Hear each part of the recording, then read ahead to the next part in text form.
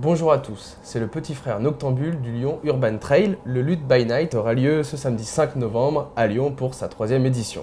À quelques heures des premières foulées, nous recevons son organisateur Sébastien Olive. Bonjour Sébastien Olive. Bonjour. En quelques mots, est-ce que vous pouvez nous présenter ce Lyon Urban Trail by Night?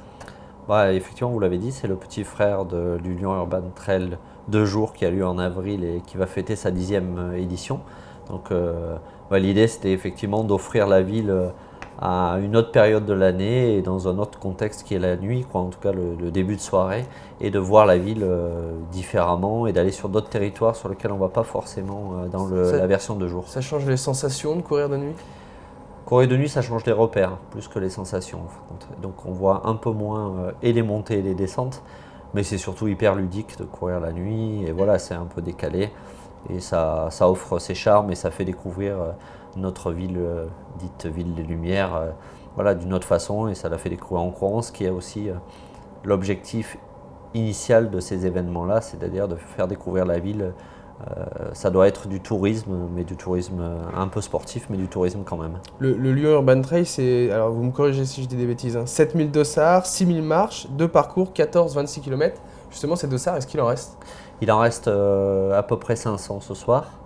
Donc ça veut dire qu'il y a encore la possibilité de s'inscrire jusqu'à, je crois, demain midi, on avait dit.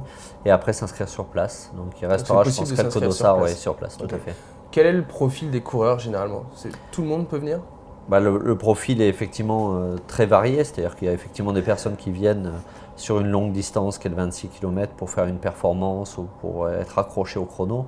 Mais il faut, la réalité, c'est que le plus grand nombre viennent surtout pour participer en masse à un événement où, pour moi, le chrono n'a pas vraiment une grande importance. Et c'est aussi des événements qui ont une typologie assez originale et qui font que je trouve qu'on attire de plus en plus de public féminin notamment. Et ça, je trouve ça particulièrement intéressant. La part des femmes augmente chaque année, à chaque édition? Non, mais disons que en tout cas pour un produit autour de la course à pied, c'est un produit qu'on peut considérer comme assez féminin. Voilà. C'est-à-dire qu'il y a 35% à peu près de femmes sur le. Voilà, c'est pas encore, on n'est pas encore sur la parité. Mais on aimerait bien y arriver, ouais. Mais en tout cas, il n'y a pas de raison qu'on n'y arrive pas. Pour donner envie aux gens de venir, est-ce que vous pouvez dire quels sont les lieux, les spots qui vont être parcourus cette année? Alors, les endroits marquants. Les endroits marquants, alors ce qu'il faut voir, c'est que sur des événements comme ça, on essaye, on a conscience que le parcours, c'est la plus belle carte d'identité de l'événement. Voilà, c'est le parcours qui fait le plaisir des coureurs. Alors, comme toujours sur le Lyon Urban Trail, pour pas non plus scléroser et poser des problèmes non plus pour ceux qui font autre chose samedi soir que d'aller courir dans Lyon, contrairement à son petit frère du printemps, on reste essentiellement sur la colline de Fourvière et sur Sainte-Foy-les-Lyons. Donc le parcours ne fait que sillonner essentiellement le patrimoine mondial de l'humanité. Et par contre, alors on peut les remercier, mais il y a quelques personnes qui nous permettent d'accéder dans des endroits auxquels on ne peut pas aller normalement. Je pense notamment à l'ECAM qui nous ouvre ses portes et qui permet au niveau de Fourvière de faire une descente qui est juste magnifique et qui nous permet d'arriver de Fourvière jusqu'au bas de l'ECAM.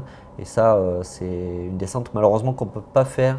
Qu'on ne pourra pas faire dimanche, mais qu'on peut faire samedi soir en tout cas. Est-ce qu'il y aura un plateau élite avec des coureurs Il y aura de très très bons coureurs, mais c'est absolument pas en tout cas la volonté de l'organisation d'aller vers sur de l'élite, sur un sport comme celui-ci. Est-ce que le trail à Lyon, l'Urban Trail, c'est devenu un moyen aussi de faire de la promotion touristique pour la ville de Lyon? Est-ce que c'est devenu une belle vitrine Moi je crois, en tout cas toute l'équipe d'organisation, c'est comme ça qu'on a construit ce produit. À la base, on l'a construit parce que c'était nos territoires d'entraînement et parce qu'on aime notre ville. Donc on a voulu allier les plaisirs de nos entraînements au plaisir de faire découvrir notre ville. Donc aujourd'hui, quand je dis que ça doit être des épreuves carte postale, ça doit être des épreuves carte postale. C'est-à-dire que ça doit être des endroits où on n'est pas forcé d'aller vite et on doit s'arrêter de temps en temps pour faire des photos, où on doit profiter de certaines vues. Et moi, je sais que même les Lyonnais qui connaissent très bien la ville sont toujours surpris par les endroits où on les fait traverser et par la beauté de leur ville eux-mêmes. Donc ça ne peut que séduire les non-lyonnais. Les gens viennent de loin pour faire le Lyon Urban Trail, pardon. Plus le Lyon Urban Trail qui aujourd'hui a une vraie renommée, on va dire au moins nationale. Sur le produit de nuit, c'est encore un produit qui est très grand lyonnais, métropole et un peu rhône-alpin. Voilà. Parfait, merci Sébastien Olive. Merci à vous.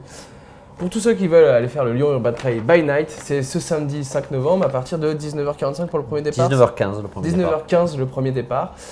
Voilà. Donc je vous remercie d'avoir regardé cette émission et on se retrouve demain pour un nouvel Ultra Direct.